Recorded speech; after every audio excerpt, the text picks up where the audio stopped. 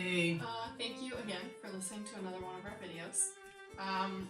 We wanted to mention that this one also had some looping in it, and we thought it would be cool to include that video of Julian's feet, like recording himself and me and all sorts of things. One thing that we also wanted to mention was that before we took that video, a bunch of my bow hairs broke, which is like a thing that happens if you're not a musician and you don't know. They just like pop off from time to time and you just like rip them off and kind of drop on the floor and forget about them. So with 2 string players in one house, there are a lot of them in many different rooms of our house. So if you go back and look at the video, you can just like see a very long bow hair attached to Julian's sock through the entire time. But you know, this is real life. We're just home all the time and all the bow hairs are on the floor. So, yeah. So that was My Hope is Built, on Nothing Less. Or if you're the composer, Edward Mote, then I guess he called it the Solid Rock. Mm-hmm. Both are fitting names. Yes. I like this for the hope. And godly hope is something way different than worldly hope. We use hope all the time. We like, I hope I get a new car. I hope I get a good refund on my taxes or something like that. Whichever musician you don't. But godly hope is something way different. Godly hope is something that's so secure, such a sure thing that you can stake your entire life on it. It's almost like your purpose in life is your hope.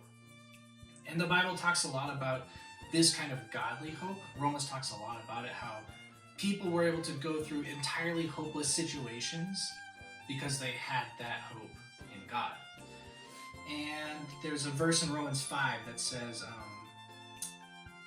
so he talks about this progression, not only so we glory in our sufferings, because we know suffering produces perseverance, and perseverance character, and character hope, and hope does not put us to shame, because God's love has been poured out into our hearts through the Holy Spirit who has been given to us. Again, that's that godly hope. And I really like verse 2 of this hymn, which says, in every high and stormy gale, my anchor holds within the veil. And what it's talking about is actually, we're almost directly quoting another verse in the Bible from Hebrews 6. And there, hope is talked about as an anchor.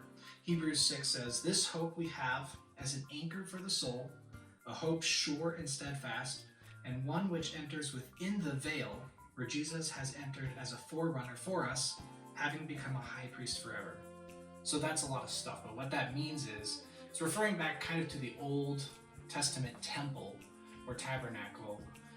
The Holy of Holies was the deepest part in the tabernacle, and only one person, the high priest, could go in there, and it was covered by a really thick veil or a huge curtain, and he could only get in there once a year, and that was where the very presence of God would be. So since Jesus came, that it's a whole sort of different system.